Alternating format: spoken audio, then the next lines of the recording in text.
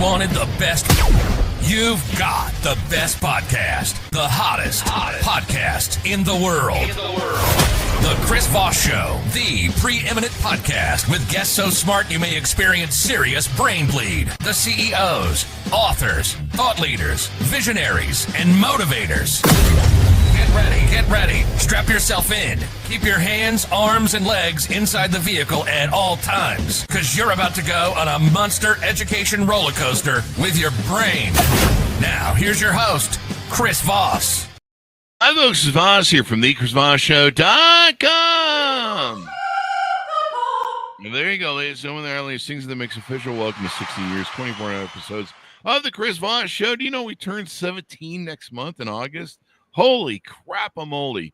2008 or 2009, we were sitting around going, what should we call this podcast we're going to do? And we were coming up with all sorts of stupid names, and we're like, I don't think we're going to keep doing social media management advice 10 years in, or talking about Silicon Valley or Apple or Crapple or Google or all those sort of things that were going on. And of course, all the companies that have gone before. So we call it the Chris Voss Show. What a thing. Now refer it to your family, friends, and relatives. Damn it. It's been 16 years already. Go to goodreads.com/Chris Voss, LinkedIn.com/Chris Voss, Chris Voss 1 on the TikTok, and even Chris Voss, Facebook.com. And today we have another amazing young man on the show. As always, we have the coolest authors, the people with all the knowledge that bring all their stuff on the show, and then just some idiot with a mic. Today we have AJ Maddeny on the show. The idiot with the mic, of course, is me that I'm referencing. Our guest is the smart one. That's why we have guests, eh? He's the author of the book that just came out June 14th, 2025, Divorce, Emergency Protocol by AJ Maddeny. He joins us on the show today. We're going to be talking about his insights, his experience, and what you can learn about conflict, because sometimes people in marriages have conflict. Maybe, every now and then. AJ is a conflict strategist and decision system expert whose work challenges conventional thinking about power, resolution, and personal agency. With advanced degrees in conflict analysis, was he married before? And decision science, he brings a structural lens to life's most oriented experiences, including disputes, negotiations, and misaligned systems. His approach to resolution is grounded in objective analysis and dynamic engagement with systems, roles, and personalities. His goal is to move readers from chaos to clarity, restoring agency and fairness through strategic structure. Welcome to the show. How are you, AJ? It's a pleasure to be here. Thank you for having me on your show, Chris. Thank you for coming. It's a pleasure to have you as well. Give us your .coms. Where do you want people to stalk you on the internets there? Yes, Maddeny.com, MADDENY.com. Lots of information there. Please go and look around. There you go. So give us a 30,000 overview. What's inside your book? Well, the book is, of course, from the title, Divorce Emergency Protocol. It's for a specific part of the divorce journey, as it were. But, of course, as you mentioned, I'm focused on relationships and systems. It started from the point that we are living in a world that is digital, leaning and oriented. And that's how we think and we do things in binaries. While relationships and marriage in specific is an analog system. So it has a lot of room for understanding and feelings and, melodic communication and all of that. But now we have to stick to really binary stuff that is, final, yes or no, reaching the conclusion before actually considering the issue. And because my practice, I do a lot of divorces. I thought that this was an important thing because I get a lot of people who, by the time they come to me, have already made a mess of the divorce process. And usually they do it in that 90-day window from one of them saying that they want a divorce. And that's the impetus of the book. So I'm trying to help people not make those mistakes that they cannot recover from going and reaching that divorce decree. Yeah, and people are so wrapped up in, the emotion of and the identity of being married and their plans and, their feelings about it. once someone decides to, hold hostage or kill this thing that they've tried to plan and build together, it's hard not to get emotionally upset about that. And of course, you have children involved as well many times, so you're concerned about the safety of your children and who's gonna protect them, and and so I've seen people, and I'm sure you have too. But yeah, I've witnessed people that they get really caught up in the emotion of it. And I can't blame them. It's totally understandable. And I hear that you were married multiple times without getting divorced. Yeah, the running, there's this callback joke on the show for several years now, and it changed the number like every time of how many divorces I had. The callback joke is that I've never been married. So yeah, I think you're up to 12 at this point, right? Yeah, sometimes I go 7. 7's a popular number. It just kind of depends on which number I decide to go with. But yeah, but you save do. yourself from a lot of pain. That's what I'm going to say. Thank you. Well, that was get a vasectomy at 22. That helps. It's a little hard to catch me when the rabbit don't die, as Aerosmith would say. So now, are you an attorney, I guess, by trade? No, I'm a conflict analysis and resolution specialist. So I did go to law school, but switched because I am not into confrontation.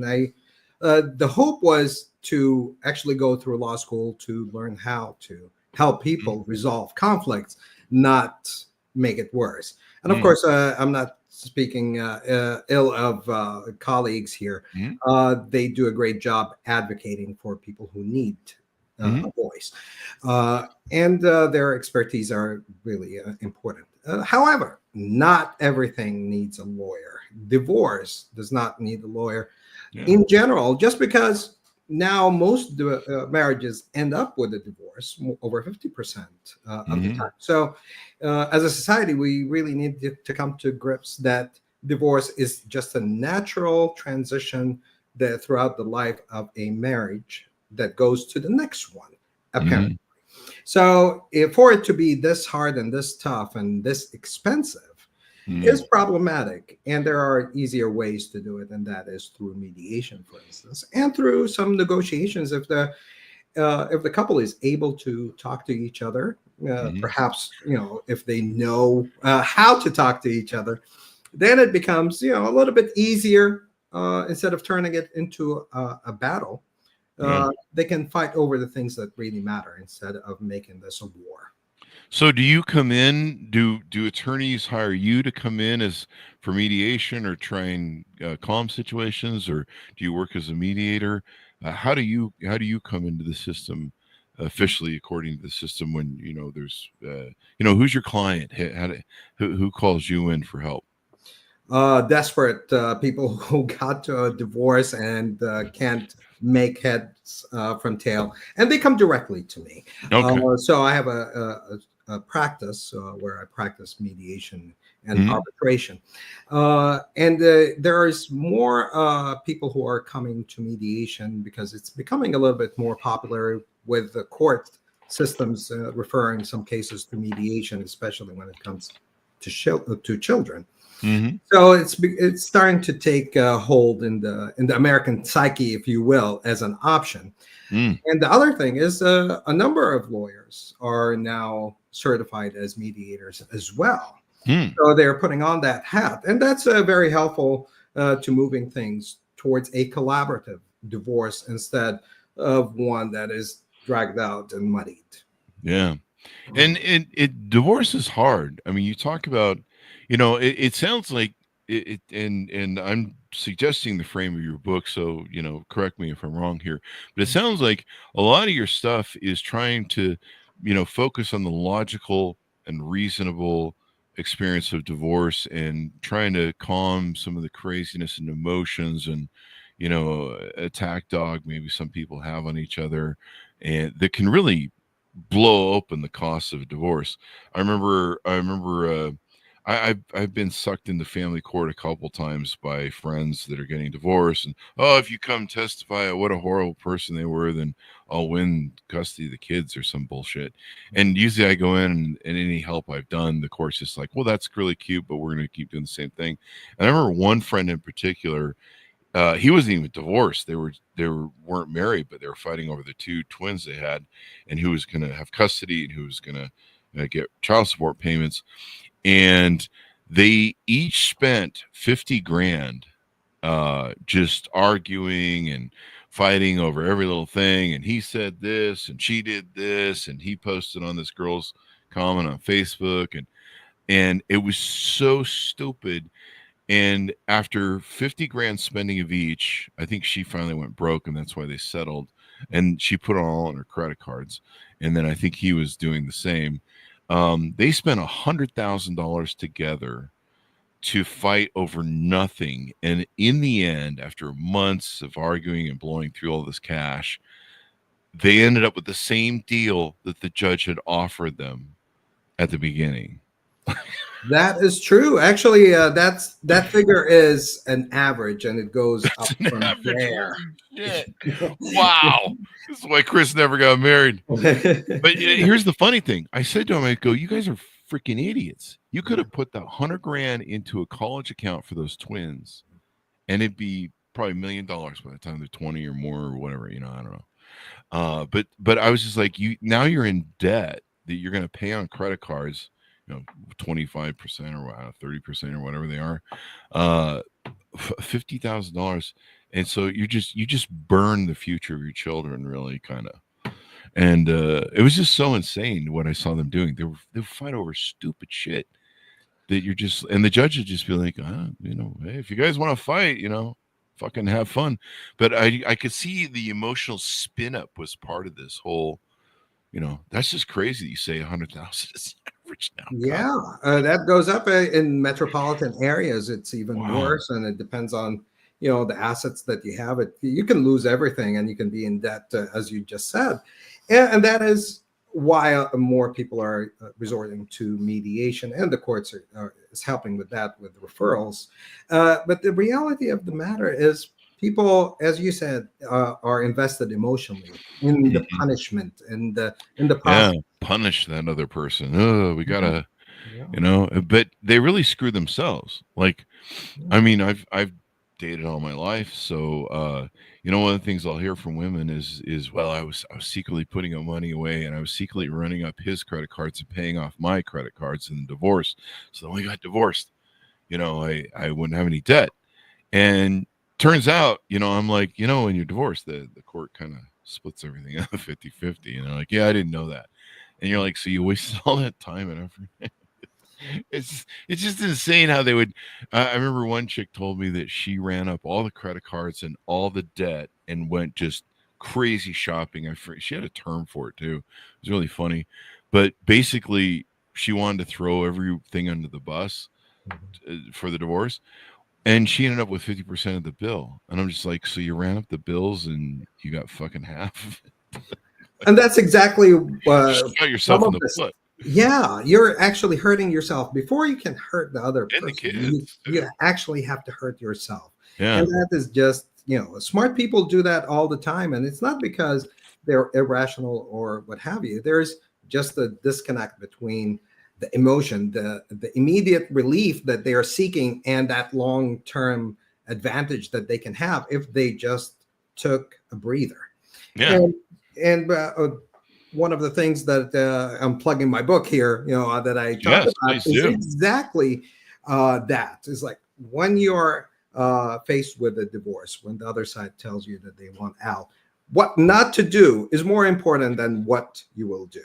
And what you don't do is exactly seek that immediate relief temporarily for the long-term leverage and advantage. Because once you get yourself into that corner, you can't escape. And it's usually at the end of the day, you're paying for it with actual money and options into the future. Yeah. And when you have kids, it's even worse. Yeah. And they'll fight over just, I don't know if all divorce is that way, but I have a lot of friends get divorced and the stuff they fight about. And I'm just like, dude, just accept it. She doesn't want to be with you anymore. She wants to move on. The one thing I've learned, and this is probably why I'm still single, and I've learned this in business especially. That's really where a lot of my experience comes from. But I just learned that when someone wants to quit you and they don't want to, be with you anymore, maybe they don't want to do business with you anymore, maybe they're a bad employee. I've just learned that when people quit you, quit your company, whatever, they've thought about it for a long time, especially when women do it. I think sometimes they've been thinking about it for years, and they've thought about it for a long time. So usually when someone tells me, whether it's a girlfriend or whether it's a employee, they want to quit you, I have to realize this person has put a lot of thought and time to this, and they finally vocalize it. They've finally gotten brave enough to vocalize it. And I think some people assume that when someone wants to quit you that, well, I can just talk them back into it. It's like, no, in some cases with divorce, especially, and in other cases in business, they've probably spent a few years going, how the hell do I end this? Because I just don't want to be here anymore. And so a lot of times that ship has sailed where you can kind of convince them to stay. You might be able to buy some time, but you're just, to me, here's what I tell people, and actually I tell this to girlfriends too. I'm like, never put me in a situation where you hold the relationship hostage and you threaten to kill it if I don't do something, because I'll kill the hostage. And my policy is, if you threaten to leave me, you've thought about it. So I'm just going to advance you to the end point. I'm just going to do Red October on you. I'm going to close the distance between you and the missile and explode it first. So that's kind of my policy. Don't ever try to extort me or hold me hostage, because I'll kill the hostage, right. And then I'll kill you. Technically, I mean, don't do the killing part, but you know what I mean. Kill the marriage or the relationship. Yeah. I take that from the scene of Kaiser Soze in the movie The Usual Suspects. There's a scene there where he does that, and you know what? It's kind of interesting because people will be like, okay. And then sometimes you'll get earlier warnings of stuff. But emotionally and logically, for me, I go, okay, this ship has sailed. I need to accept it. You're fighting over this stuff. Just go. And, in one case I've cited in my business stories, I had a business partner that in our last year, he quit.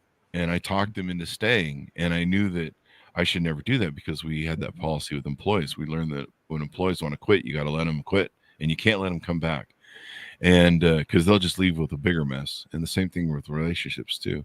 And so I made the mistake of talking him into staying, and all he did was in a year just make a bigger mess, leaving to try and wipe out the debt and throw his company that he was overseeing that we had in bankruptcy. So yeah. Having a logical approach to this stuff is really important, and I think that's what saved me from a lot of this crap. Yeah, there's a parallel between the business side and the emotional relationship of a marriage or a girlfriend, boyfriend, or what have you, any other combination. Yeah. Business partnership's kind of a relationship, almost like a marriage sometimes. Yeah. And when you're saying, you're absolutely right.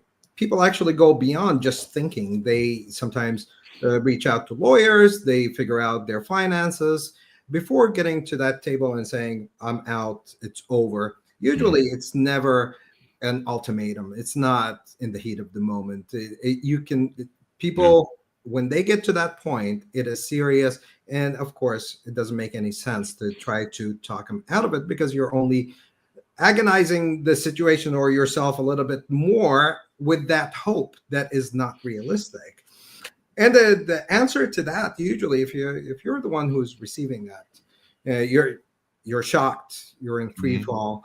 The thing that you need to ask for immediately on the spot is say, okay, I hear what you're saying. It's a shock. I need to process this emotionally, logically. Obviously, this is serious enough that I need to take enough time, as long as you took to come to this table and tell me about it. And that's usually in the, half a year or two.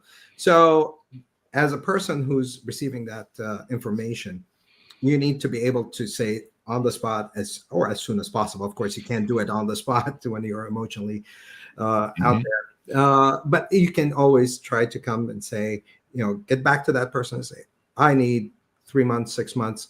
I'll let you know when I'm able to engage on this, because now I am my whole world just fell apart.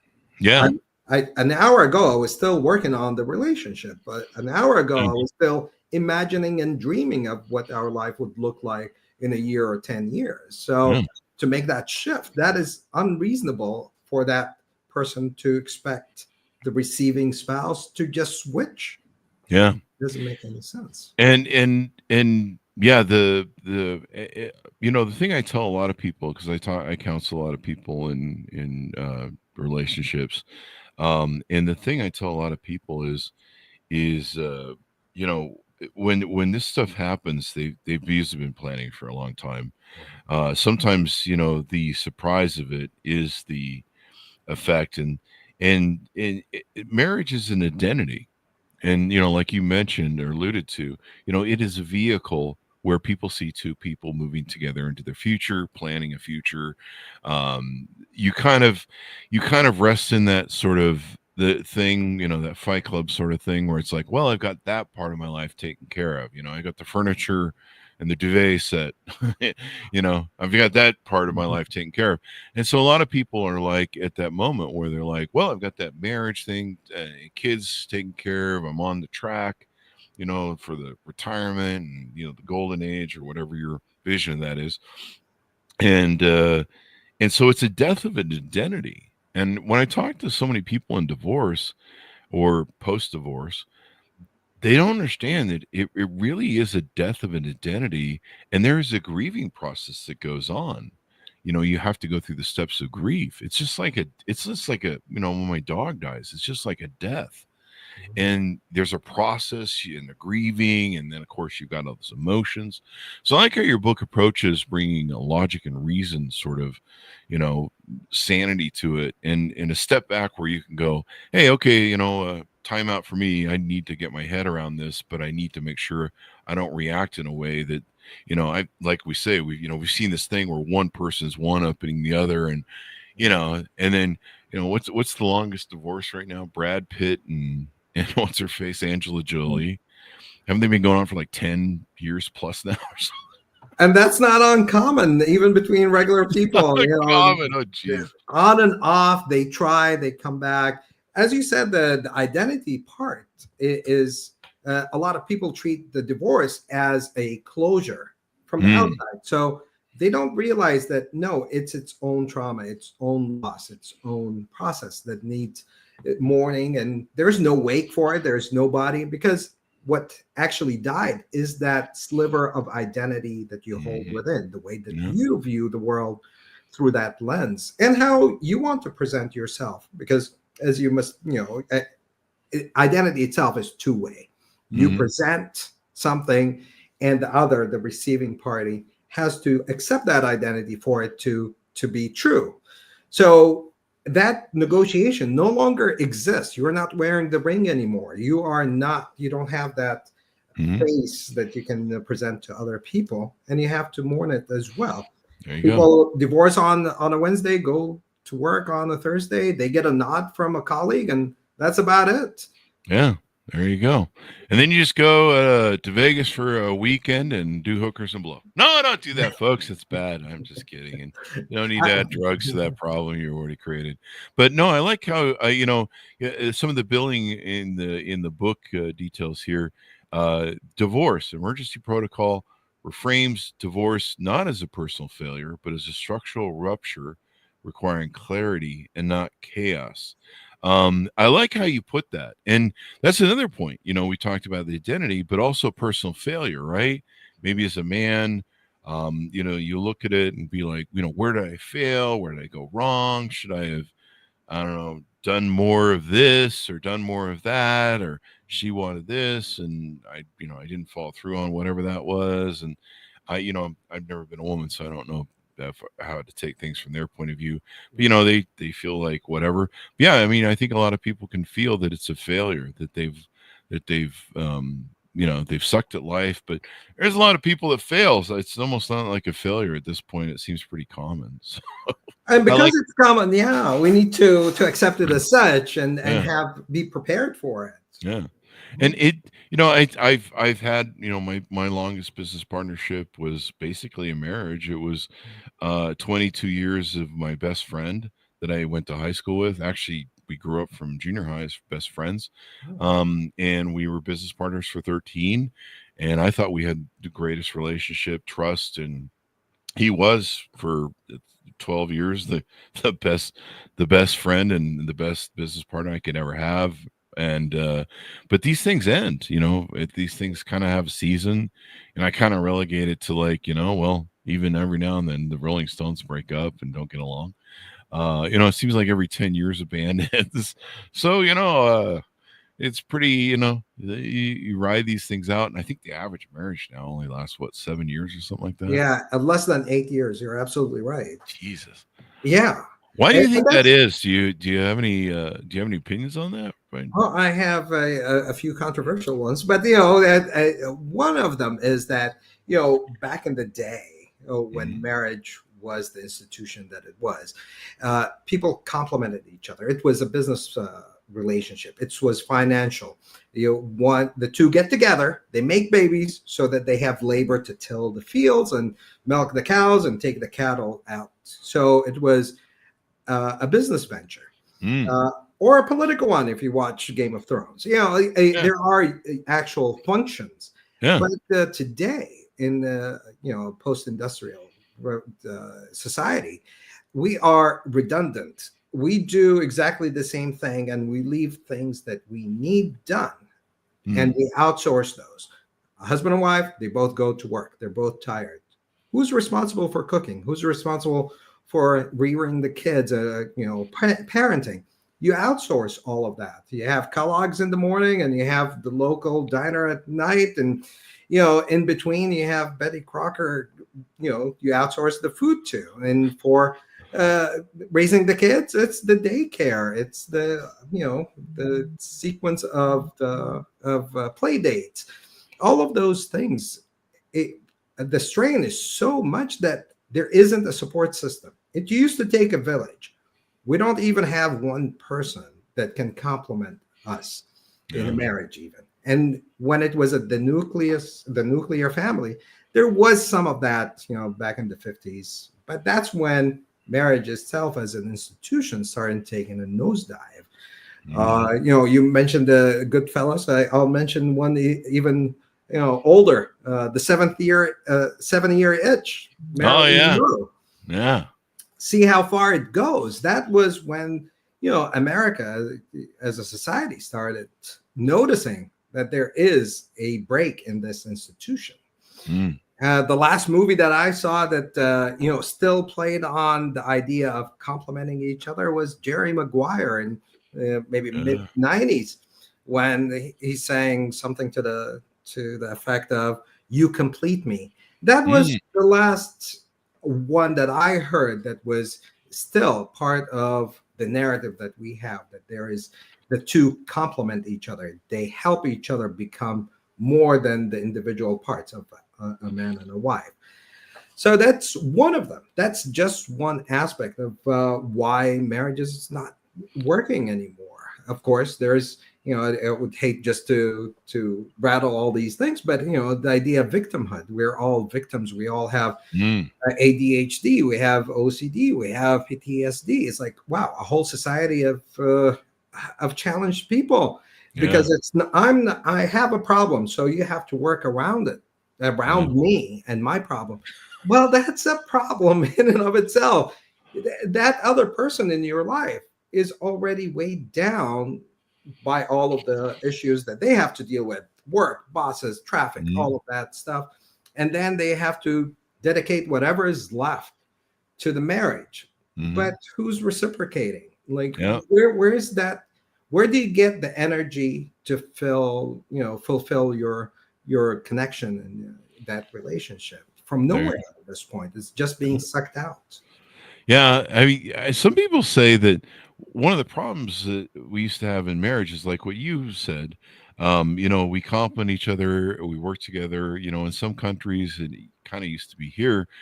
Families would decide marriages, and one of the reasons you would get married is so that you could get the economy and financial support, and financial abilities of having an extended larger family than yourself or your family. And so two families are better than one, basically. And so, sometimes that would equate to better career opportunities, better, if you needed a loan for personal family members, there would be, like you mentioned that one show, Game of Thrones, there would be a way where two families would work together. And a lot of that stuff was kind of arranged or needed because you needed another person. We're kind of going through that now. I'm seeing a lot of single parents that are freaking out about, the inflation that's going on and the costs. We're in the middle of 2025 right now, and prices are starting to go out of control with some of the tariffs that have gone on.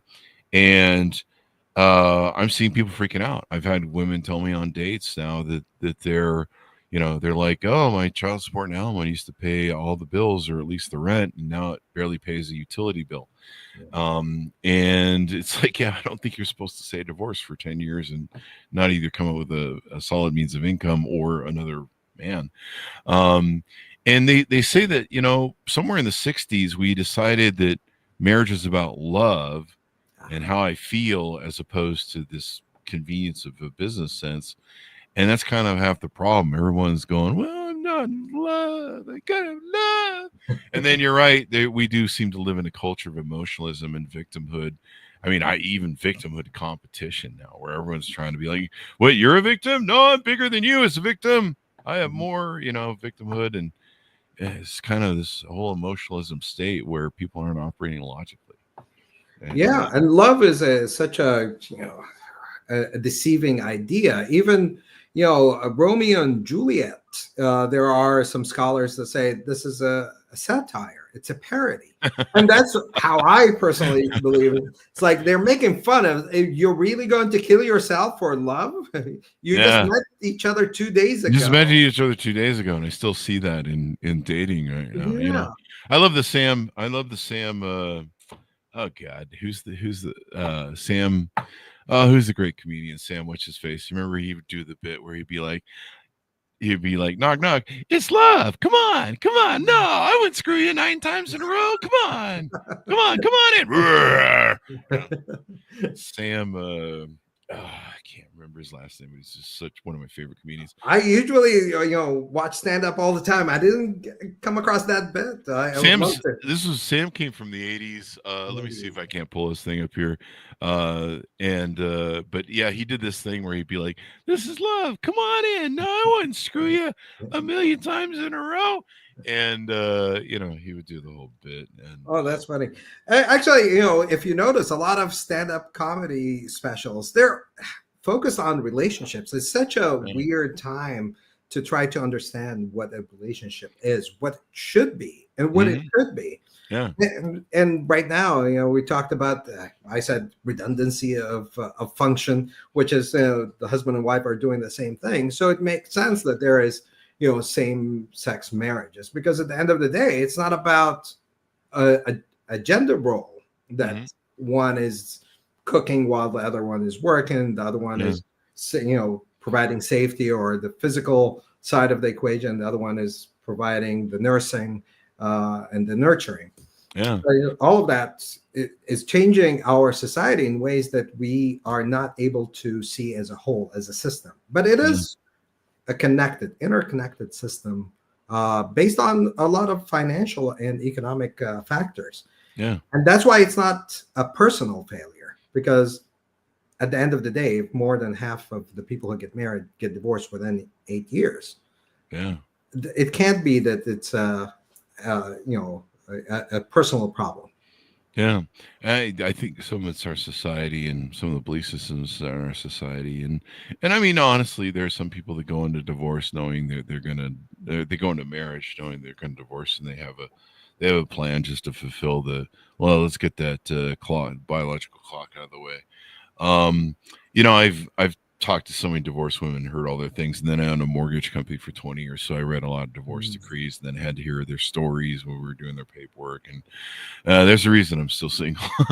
But I like your approach. I mean, the law, you know, what we've talked about here is the aspect of, you know, tamping down that emotional thing.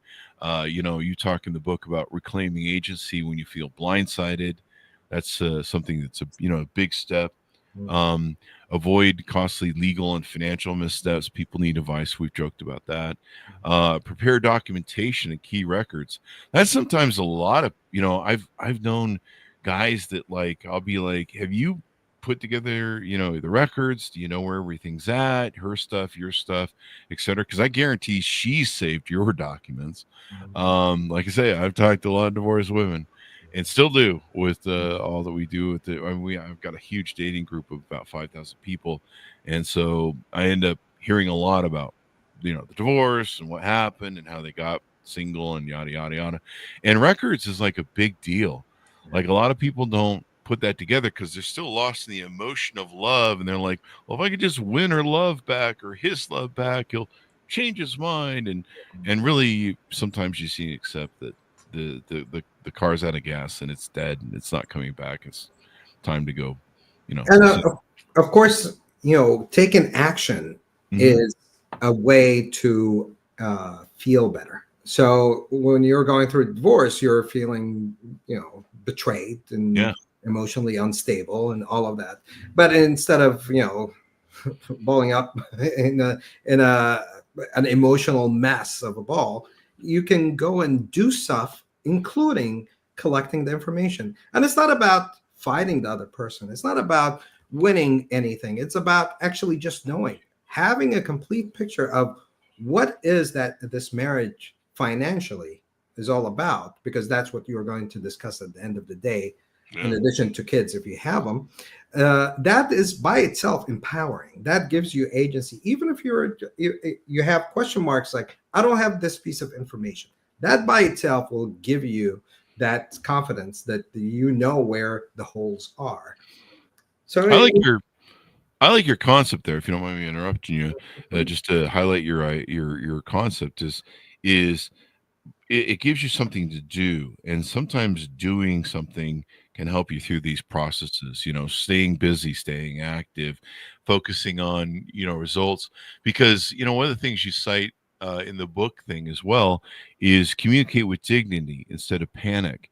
You know, so many people, with this fight in divorce, they just want up emotionally, take things to the next level, and it's so hard to ratchet that back down. You know, you know, they're spending all this money and fighting over stupid shit that it's not going to matter in the end. The court really just cares about the children for the most part, and they make it worse a lot of times with the emotional reaction. Absolutely. There's one thing that, you know, that happens when you're outsourcing all of that. You're either doing something that puts you at a disadvantage on the long run or in the divorce itself, or you want to seek somebody else's help, like a lawyer. And if you hire, you know, a fighter, you're going to be dragged into the mud anyways, and it will cost you. But the thing is, with our justice system, the idea of justice here is procedural. It's the idea of going through paperwork and steps. At the end of the day, the outcome is never fair, or not necessarily fair, because, as you said, the judge will rule the same way either way. You mentioned two different examples, and it seems like they both ended up with the same thing that they started with. Yeah, it was funny. I'm like, you spent $100,000. The attorneys made all the money. And, you know, like you mentioned, there are good attorneys out there. I wasn't happy with my friend's attorney. I'm like, this dude's just jacking you up and stringing you out for the hourly. And, you know, like I said, I'm not going to throw all attorneys under the bus, but this particular one was. And I even called him up, read him the riot act. They wanted me to drive down to California and be a witness for the thing. It ended up being a complete waste of my time. And I warned him. I said, if I come down there and you waste my time, I'm going to raise some hell with you. And I did. I ran him through the clock at the family court, because they were just burning hourly. And so, the book that you're offering, helps people advocate for themselves and not get caught up in that emotional process and logical process. Because, the other thing you talk about in the book is this affects the children, right? Yeah, it's Yeah. a big part of it. Yeah. And of course, I don't dismiss the emotional part as long as you are aware. Yeah. And that awareness by itself, there's actually in one of the chapters, I think it's chapter 5, where I talk about self-care. I don't get deep into it, but at least have, 5 before 10, for instance. Do 5 things before 10 a.m. Shower, breathe. Those are smaller wins. You can I have to feel start the showering. Yeah. It helps you and the people around you. I can't do the once a week thing anymore. Not anymore. Not after you read the book. Okay. All right. I should probably read the book then. Here's another thing that we're talking about right now is you're giving people steps forward. One of the things you go through in hard times, cathartic times, we talk about this ad nauseum on the show, is just keep moving forward. In this case, you're going to be moving forward alone. And sometimes that feeling of being alone, when you've kind of gone from the security blanket and the comfort of, I'm together with this person, they got my back, I get their back, or they're supposed to. But you giving them a roadmap, and you talk about in the book designing the first phase of your divorce with intention and not impulse. And I would probably add emotional reactivity that isn't going to be helpful and just going to escalate the emotional thing. I think that's great that you have that in your book, because what you're doing is you're focusing them on moving forward in a healthy manner and also giving them something to think about rather than just throwing that pity party. Yeah, exactly. And it's we start from the same point. It's not your fault that you're in this situation. Right. It's the other person's fault. No, it's believe it or not, I think it's the institution or society that doesn't want us to be married just because it's structured that way at this point. But in reality, if you got into this, the marriage itself as a team, and you, as soon as you said "I do," it broke down. It broke down because you have no longer the same goals of moving forward together on how to achieve. And even if you think that you have it implicitly, it's not explicit enough for people to move forward. And at the end of the day, you are actually 2 different people. So it makes sense when you get to that fork in the road of divorce to make it easy on each other, because you will need that money that, instead of spending it and give it to lawyers or even mediators, to actually hold on to that and build a new life on a solid foundation. There you go. Yeah. There you go. I talked to somebody recently. It was a guy who got divorced, and one of the things he did was, when the divorce started, he put himself in therapy, and he cited that as really helping him navigate the divorce and do well. And some of the behavior I've seen people do in divorces, where I'm like, your children are watching, they're listening, you're really fucking your kids in the head, and that's not healthy. And divorce is generational trauma. I'm a guy who's dated all my life, 35 years. I've seen it all. I started dating divorced women about 28, 29 in Utah when they were coming on their first 10-year run. In Utah, they get married like 18. And so I've heard all the stories. Like I said, I own a mortgage company for 20 years. You have to read every divorce decree. I've probably read, I don't know, several hundred divorce decrees, heard a million stories. And that's the reason I'm still single, folks. And I still have all my money and 100% of my shit. But it's that's one of the things I realized too, you mentioned, is that I wanted to highlight, is this is a different person. And sometimes people, they think they own people because, well, we own each other because we're married. We're in this vehicle going through life. This is one of the reasons I own companies, that I don't own people or get married, is because I can change a company because I own it. I can do stuff to my BMW because I own it. But I can't change another person. I mean, when another person wants to walk away, we talked about the hostage situation before. That's their prerogative. You can't force other people to do what you want. I mean, that's a great way to end up in jail for slavery or kidnapping or whatever else. And so, yeah, recognizing these things. Let's talk about. Let's move to what you could do on your website. Some of the services you offer. How can people utilize your group coaching and consulting that you do there on your website? Yeah, I have, for instance, a divorce exit plan course that is live for 3 weeks, starting on the 7th of August. By the way, for your listeners, if they would use Voss 150, they would get a discount for that. Oh, there you go. That is one. And of course, I have the book, Divorce Emergency Protocol. And there are some writings and other opportunities, including reaching out to me for consultation. And of course, I do that on a regular basis with individuals and organizations. By the way, I used to have a girlfriend whose friend used to say that I'm a hostage negotiator for marriages. And now that you're saying hostage negotiation, I never understood what that means exactly, but it seems like the hostage is the emotion at this point. Well, I've had people do that to me, and like they'll be like, "I'm going to quit," or "You must do this," and of course, I usually look at what that is, but I'm a big believer in don't hold the relationship hostage. Don't try to extort me with the relationship. If you want to talk to me about something that's not working, then we can have that conversation. But it's a whole different level when someone hostages the relationship and they hold a gun to its head and go, "You do what I do, you change, or I kill the hostage. I kill the marriage." Right.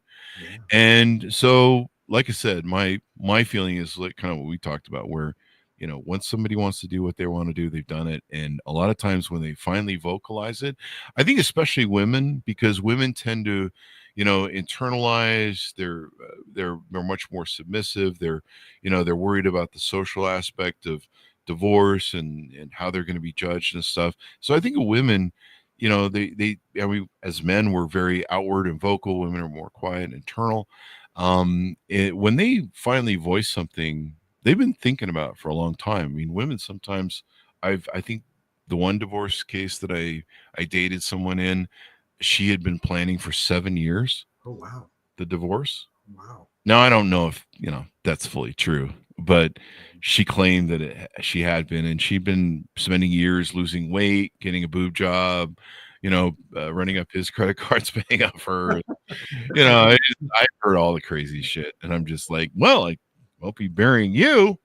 Thanks for telling me all about all that. Now I know who you are. But no. So what is it?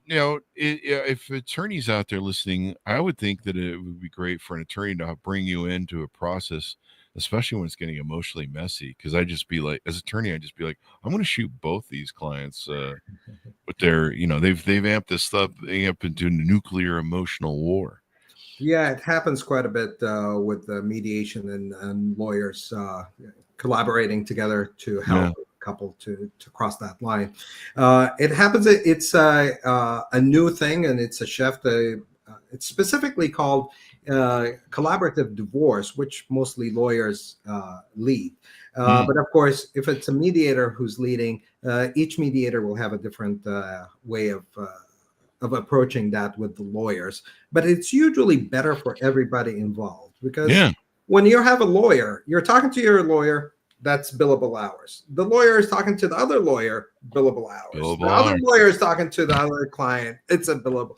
It's like what a mediator would do in 1 hour, it costs other people 4 hours worth of. And you bring up a good point too, because in many cases, if the woman didn't work, the guy was the sole provider, he's going to pay for his lawyer and he's going to have to pay for her lawyer. And that's usually, I think, how the courts roll these days, don't they? In that particular case? Not specifically, but at the end of the day, that's, it's marital responsibility. Marital money's marital money, yeah. Yeah, so at the end of the day, yes, there is a discrepancy here and there that can be reconciled on the books and the ledger somehow, but they're both going to pay for it. Even if we consider that emotional toll is costly. Yeah. Because if you can't do other things like go and get a job or can't, do a gig job, that's still, direct cost on the people who are in the middle of it. Yeah. And the sooner you can, get it over with, move on. And, I've seen healthy divorces that have been amicable, and sometimes they've worked it out themselves without the lawyers. And that's just been so much better for the children, for what the children experience. Because, going through a divorce that takes years or a year, and they overhear all the stuff. They hear the phone calls, they feel the tension of the parents. This is really important for them. And I think, from the aspects of what you put forth, maybe I'll just put this book in my singles group, because there's still people fighting over their shit in the singles group, and or trying to square the emotional toll of their divorce.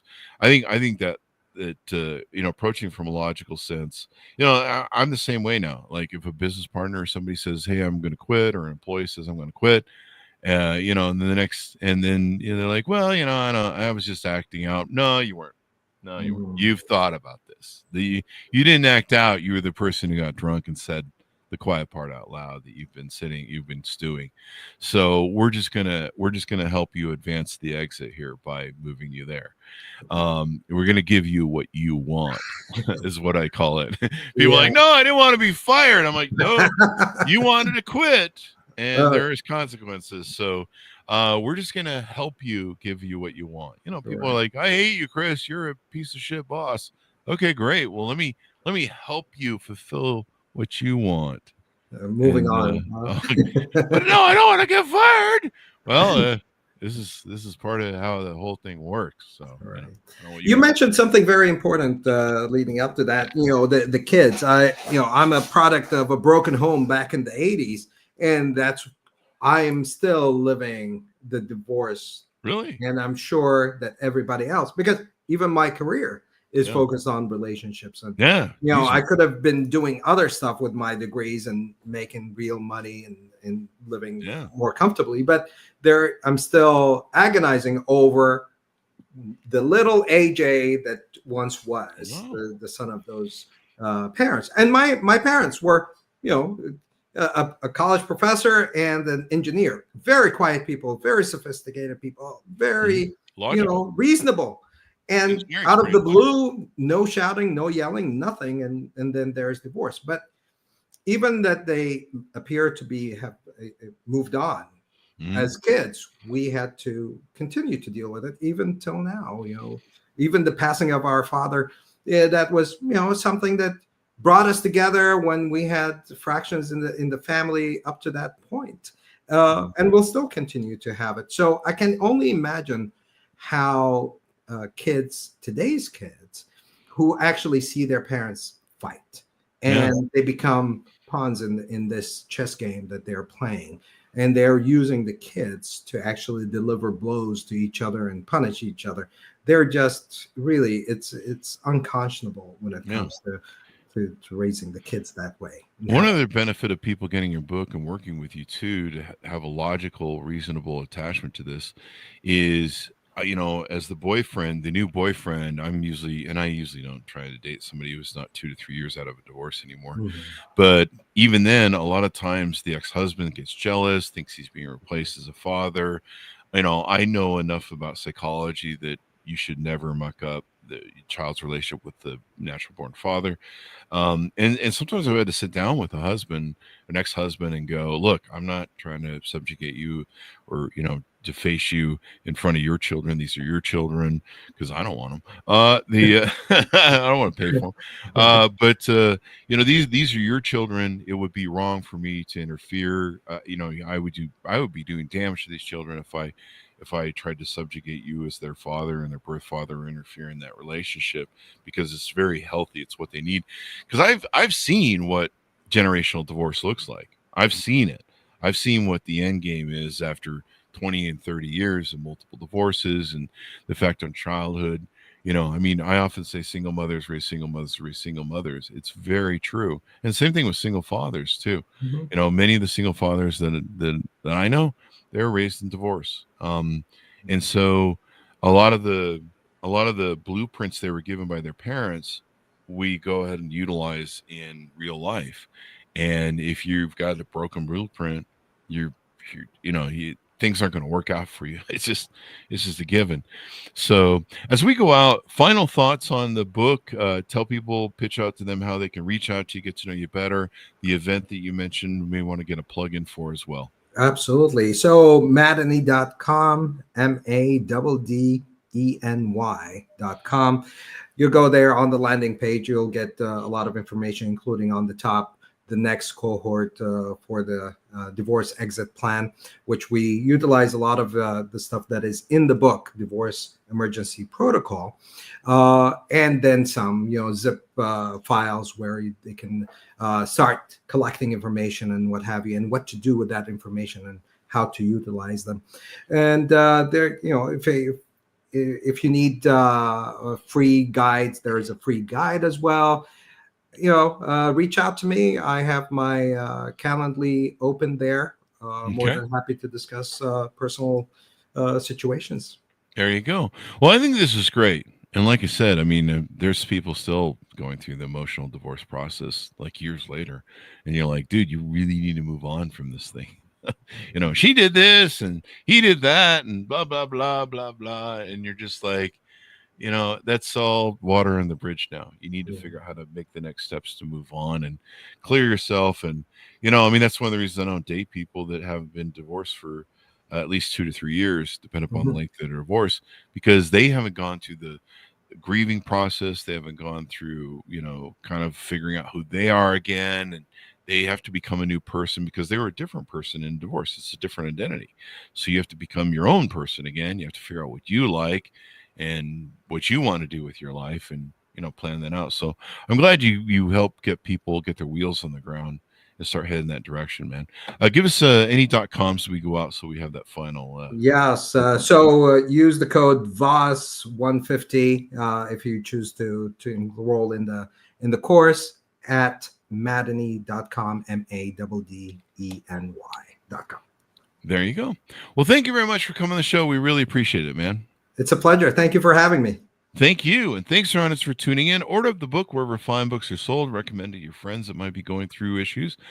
Divorce Emergency Protocol out June 14th, 2025. And please, people, think of the children. For the love of God, I've seen just so many horrible divorces, and the children just get put through the mill. Like, behave, be nice to each other. The example you set through divorce and being decent to a father or mother, people have to have these people in their lives, and please don't do parental alienation. That is if you want to create generational trauma, do parental alienation. That's the one thing I just find disgusting and evil at a whole new level. Thanks for tuning in. Go to goodreads.com/Chris Voss, LinkedIn.com/Chris Voss, Facebook.com/Chris Voss, Chris Voss 1 on the TikTok, all those crazy places. Be good to each other. Stay safe. We'll see you guys.